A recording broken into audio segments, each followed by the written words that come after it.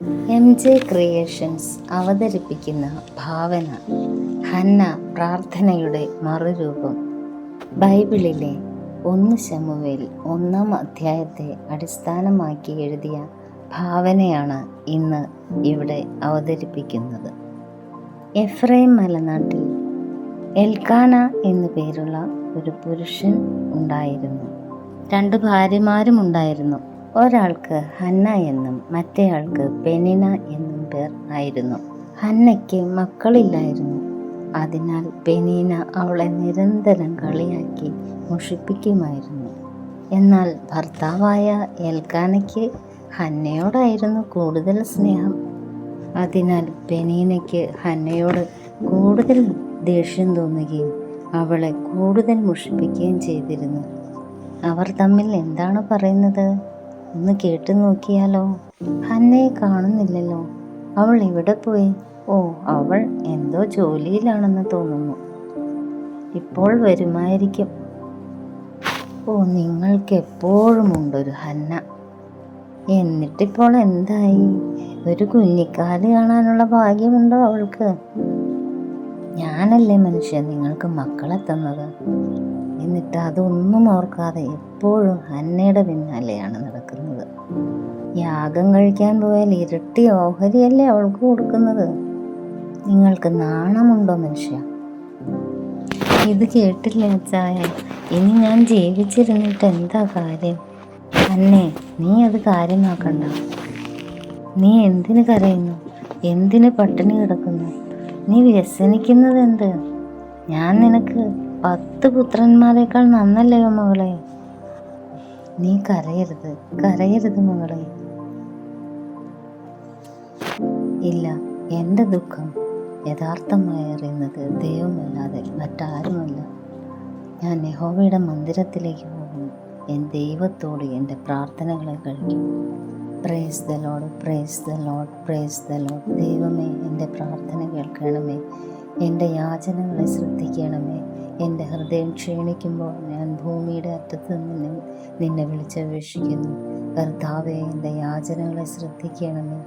സൈന്യങ്ങളുടെ യഹോവേ, അടിയൻ്റെ സങ്കടം നോക്കി അടിയനെ ഓർക്കുകയും അടിയനെ മറക്കാതെ ഒരു പുരുഷ സന്താനത്തെ നൽകുകയും ചെയ്താൽ അടിയൻ അവനെ ജീവപര്യന്തം യഹോവയ്ക്ക് നിവേദിക്കും. ദൈവമേ, എന്നെ സഹായിക്കണമേ. എൻ്റെ പ്രാർത്ഥനകൾ കേൾക്കണമേ പിതാവേ.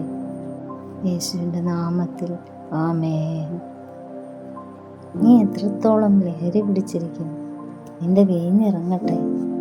യജമാനെ, ഞാൻ ദൈവത്തിൻ്റെ ദാസി, വീഞ്ഞോ മദ്യമോ കുടിച്ചിട്ടില്ല. ഞാൻ മനോവ്യസനത്തോടെ എൻ്റെ സങ്കടം യഹോവയുടെ സന്നിധിയിൽ പകരുകയത്രേ ചെയ്തത്. അടിയനെ ഒരു നീച സ്ത്രീയായി വിചാരിക്കല്ലേ. അടിയൻ സങ്കടത്തിൻ്റെയും വ്യസനത്തിൻ്റെയും ആധിക്യം കൊണ്ടാകുന്നു ദൈവത്തോട് പ്രാർത്ഥിച്ചത്. സമാധാനത്തോടെ പൊയ്ക്കൊള്ളുക മകളെ. ദൈവം നിന്റെ അപേക്ഷ കേട്ട് നിനക്കൊരു പുരുഷ സന്താനത്തെ നൽകുമാറാകട്ടെ. ചില നാളുകൾക്ക് ശേഷം, ഹന്നേ, നിനക്കെന്ത് പറ്റി? നിനക്കെന്താണ് ഇത്ര സന്തോഷം? അച്ചായ, ഇനി ഞാൻ എന്തിനു ദുഃഖിക്കണം? എൻ്റെ പ്രാർത്ഥന കേട്ട് ദൈവം എനിക്ക് ഒരു പുരുഷ സന്താനത്തെ നൽകിയല്ലോ. ഇനി ഞാൻ എന്തിനു ദുഃഖിക്കണം? എനിക്കിവനെ ദൈവസന്നിധിയിൽ ദേവാലയത്തിലേക്ക് കൊണ്ടുപോയി അവനെ സമർപ്പിക്കണം. മകനെ, നമുക്ക് ആലയത്തിലേക്ക് പോകാം. ശരി അമ്മേ, ഞാൻ ദൈവസന്നിധിയിൽ വളർന്നു കൊള്ളാം. പ്രിയമുള്ളവരെ, ഹന്നയുടെ പ്രാർത്ഥനയുടെ ഫലമാണ് ശമൂവേൽ ബാലൻ. ശമൂവേൽ വളർന്നു വന്നപ്പോൾ യഹോവ അവനോട് കൂടെ ഉണ്ടായിരുന്നു. അവൻ്റെ വചനങ്ങളിൽ ഒന്നും നിഷ്ഫലമാകുവാൻ ഇടവന്നതുമില്ല. താൻ മുതൽ ബേർശേബ വരെയുള്ള ഇസ്രായേലൊക്കെയും യഹോവയുടെ വിശ്വസ്ത പ്രവാചകൻ എന്ന് ശമൂവേലിനെ ഗ്രഹിച്ചു.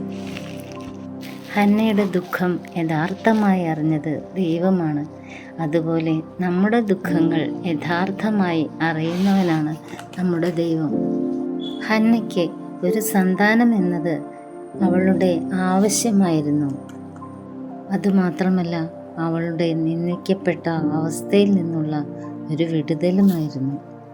ഈ അവസ്ഥയിൽ നിന്ന് തന്നെ വിടുവിക്കുവാൻ ദൈവത്തിനല്ലാതെ മറ്റാർക്കും കഴിയുകയില്ല എന്നവൾ വിശ്വസിച്ചു. ദൈവം പ്രാർത്ഥന കേൾക്കുന്നവനാണ് എന്നവൾ വിശ്വസിച്ചു. അവളുടെ വിശ്വാസത്തിന് മറുപടിയായിട്ടാണ് ദൈവം അവൾക്ക് ശമൂവേൽ ബാലനെ നൽകിയത്. ഇതുപോലെ അസാധ്യങ്ങളെ സാധ്യമാക്കുമെന്നുള്ള വിശ്വാസത്തോടെയുള്ള പ്രാർത്ഥന മൂലം അനുഗ്രഹിക്കപ്പെട്ട ദാനങ്ങളെ നൽകുവാൻ വിശ്വസ്തനാണ് നമ്മുടെ ദൈവം. അതിനാൽ പ്രാർത്ഥനയിൽ ഉറ്റിരിക്കാം, അനേകം അനുഗ്രഹങ്ങളെ പ്രാപിക്കാം. അതിനായി നമ്മെ കർത്താവ് സഹായിക്കട്ടെ. ദൈവം എല്ലാവരെയും ധാരാളമായി അനുഗ്രഹിക്കുമാറാകട്ടെ.